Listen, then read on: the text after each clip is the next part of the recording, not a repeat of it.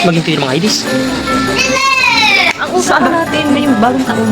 Huwag kang magpapakalasing. Okay. Sama-sama ako. Ang Anway Super Heat na may trusted quality. Sige, magpapirpir lang ako. Wala kang gagawin. Meron pa. Lilisan mo ako ng kuko. Mamaya ka, lililis mo rin din. Ito nga ang ganap sa amin nung New Year's Eve. Habang naghihintay nga kaming mag alas 12, nagluluto na nga ako ng mga ihahanda namin para mamaya. Isa lang ha. Habang naghihintay nga kami mag alas 12, itong ang asawa ko ay nagpapalobo na rin ng balon na 2025 para mamaya. At habang ako naman, eto, naglilinis ng kuko. Nilagyan ko na rin ng cutex. Uy, para maganda mamaya. Sasalubungin natin ang bagong taon, may magandang kuko. Buti na lang marunong ako maglinis ng kuko para sa akin sarili. At pagkatapos ko nga mag-cutex ng aking mga kuko, ay berit ako na may nagpaplansya ng buhok ng aking mother-in-law. Si yun nga pala kumuha ng video na yun. Tumingin ako sa daan. Paano ba? Babard ko na lang.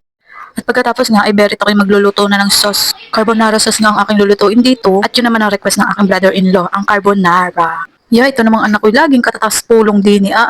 Nagutom naman biglat, berry, pati pasta ay kinakain kahit walang sauce. Sa pagluluto nga ng carbonara sauce ay inuna kong lutuin itong bacon. After nga maluto niyan, magbubukod ako ng konti para sa topping. Eto na naman nga ang anak ko, nangangailam na naman sa pagluluto ko at nagpapaturo. Habay turuan ko daw siyang magluto.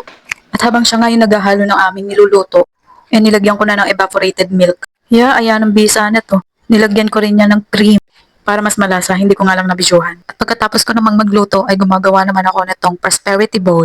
Bean nga't nagsisilid na ako ng 168 sa ampaw. Mahirap na baka lumayo sa atin ng swerte ngayong 2025. Charot, syempre sasamahan natin ang sipag at tiyaga. Huwag tayong umasa sa basta swerte lamang, kailangan samahan natin ang gawa.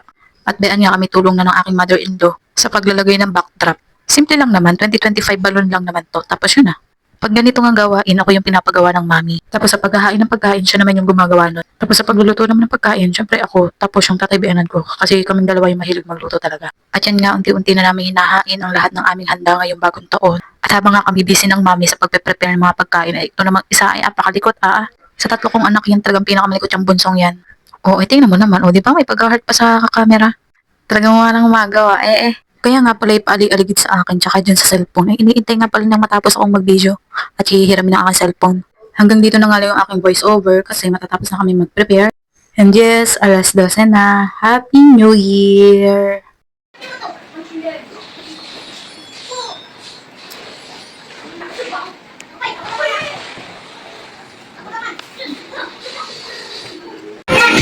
Thank